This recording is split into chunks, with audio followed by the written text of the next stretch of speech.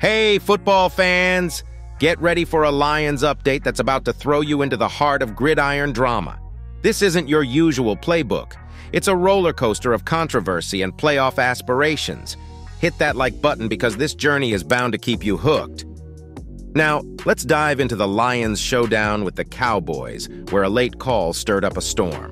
Referees under fire, controversy in the end zone. Stay tuned as we dissect the aftermath of a risky two-point conversion that had everyone talking.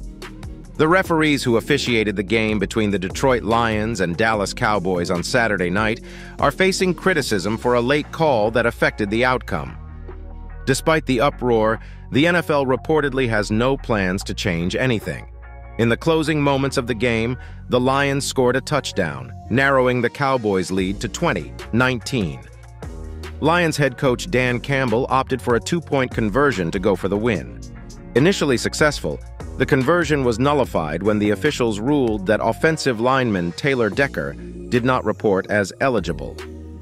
The Lions attempted the two-point conversion again but failed, leading to a final score of 20-19 in favor of the Cowboys.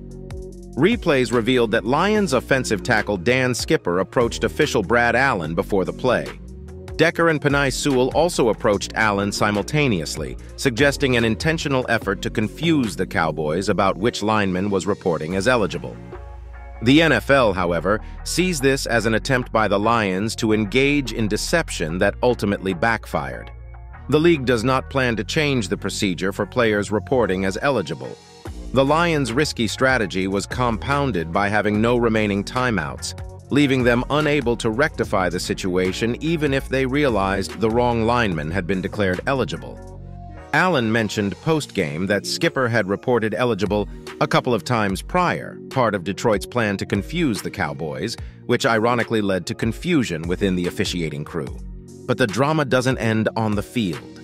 Week 17 dealt the Lions a surprise hand, altering their playoff trajectory. Join us as we navigate the tough road ahead, exploring playoff possibilities, strategic moves, and the return of key players.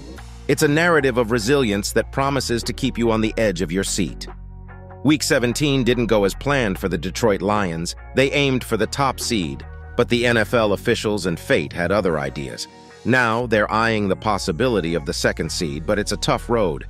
To secure it, the Lions must win against the Vikings, and both the Eagles and Cowboys need to lose. While challenging, it's not impossible. Despite the odds, the Lions aren't likely to accept their fate just yet. There's still something to play for, the chance to impact the playoff race. By defeating the Vikings, the Lions can hinder a division rival's playoff hopes. The Eagles and Cowboys face NFC East rivals keen on spoiling their postseason aspirations.